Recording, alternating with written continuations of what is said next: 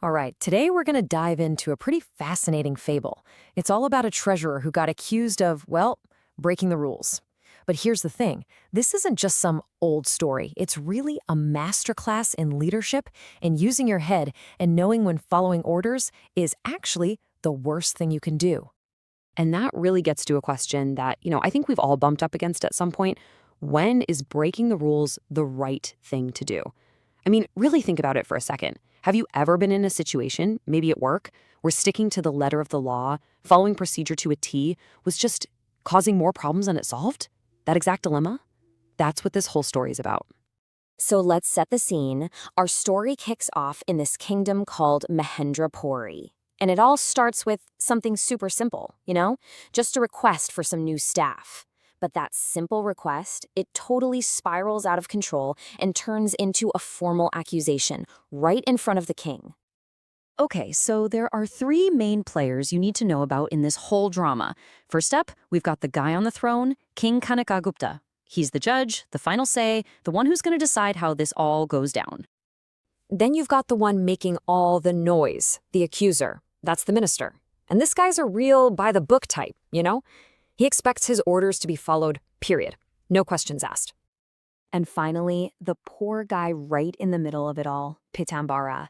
He's the royal treasurer, someone everyone trusts. But now, he's the one being accused of ignoring a direct order. And honestly, his entire career is on the line. So the minister just storms in to see the king, and he is furious.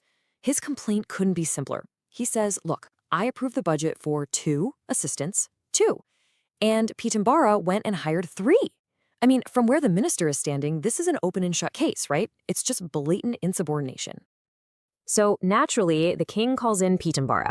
He's probably expecting some kind of apology, a sorry, I messed up. But that is not what he gets. Instead, Pitambara comes back with this absolutely brilliant defense that's all about, well, simple math.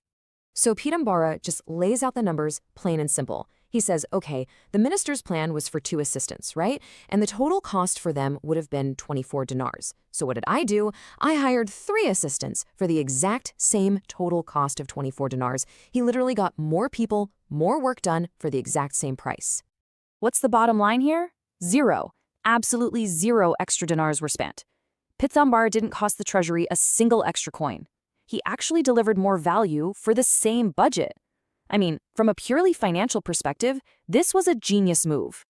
But the king, he's a sharp guy. He gets that this isn't really about the money, so he pushes Pitambara with a really important question. He asks, okay, fine, if the cost was the same, why didn't you just ask for permission first? See, this wasn't about the budget. It was about who's in charge. And Pitambara's answer to that question, that's where things get really interesting. And this is where we finally get to the real reason behind what Pitambara did. It turns out his decision had nothing to do with disrespecting the minister.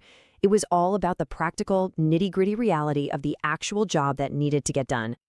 Now, the minister's feeling the heat a little bit, so he jumps in to defend the 2 guys he originally picked. He's insisting, hey, my candidates were totally trustworthy. They were skilled. As far as he's concerned, there was absolutely no reason for the treasurer to go looking for other people. But then Pitambara reveals who these skilled candidates actually were. Turns out one was the son of the minister's own buddy, and the other a distant relative of the queen. So yeah, this was never about who was most qualified. This was a textbook case of nepotism, plain and simple. And Pitambara's point is really important here. He's not saying these guys were bad people or anything. His whole argument was that they were just completely wrong for the job. Why? Because the work in the treasury wasn't some cushy desk job. It involved some pretty tough physical labor. And this is his final killer argument. He basically says, look, these sons of wealthy, important people, they're not cut out for hard, strenuous work. They've been raised in comfort. They weren't prepared for what the job actually was. He had to hire that third person because he needed someone who was strong, someone who was willing to do the tough stuff, to make sure the treasury actually, worked. And when the king hears this, it's like a light bulb just goes off. He sees the whole situation with absolute clarity. He realizes, wow, the treasurer broke a tiny rule, but he did it to uphold a much, much bigger principle, doing what was best for the entire kingdom. So the verdict comes down fast. The minister is publicly shamed for playing favorites, and the king actually praises the treasurer for his wisdom. Think about that. Pitambara put his whole job on the line, all to put the kingdom's needs ahead of some cozy personal connections.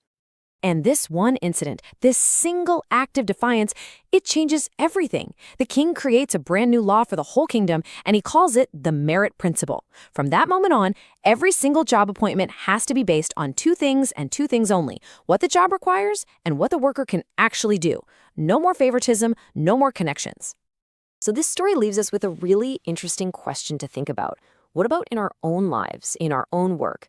Who are the third assistants that we might be overlooking? You know, those unconventional ideas, the solutions that might bend a rule a little bit, but do it for a much bigger, better reason. It's just a great reminder that real wisdom isn't always about following the rules. Sometimes it's about understanding the whole point of the rules in the first place.